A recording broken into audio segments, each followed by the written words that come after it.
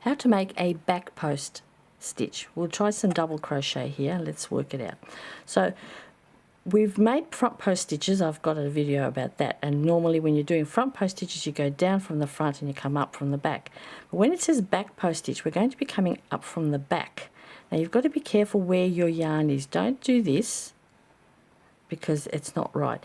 We've got to go in front of your yarn, your working yarn. You come up from the back and down from the top, and then you pull your yarn through. So let's make a double crochet. Yarn over. I'm going to come up from the back. I've skipped over a little bit because I just need some room. Up from the back, across the front of it, down from the top, pull the yarn through. Now you notice I pinch my stitch a bit. It just helps me not to get tangled up, and then I will complete a double crochet as normal.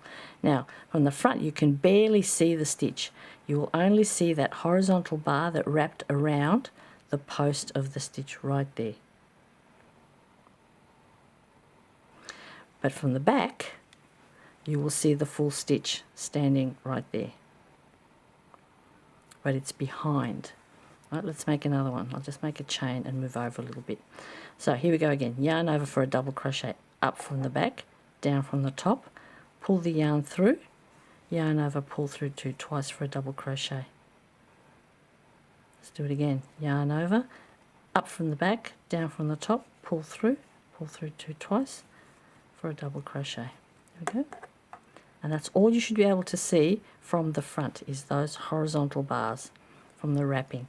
Again, up from the back, down from the top, back post, double crochet, up, down, pull through, pull through, pull through. Simple. And you get this beautiful ridge of colour. Because I'm using different colours, you get this lovely ridge effect on the front of the work when you're doing back post work.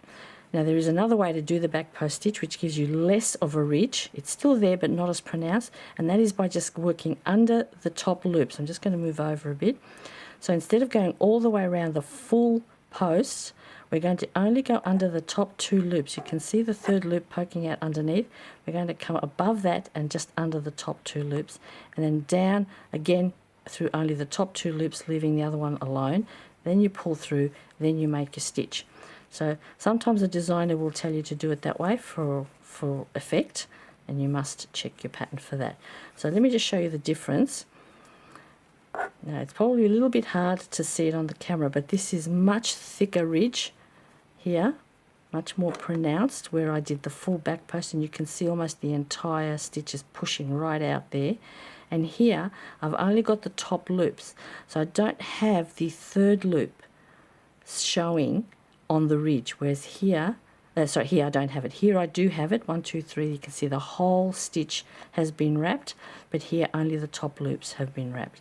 But from the front, I mean, I didn't put anything in there. From the front you should see only these horizontal bars, and then you have this nice little bit of ridge work. Okay, so it depends on your pattern, but that's how you make back post stitches. And that was a back post double crochet.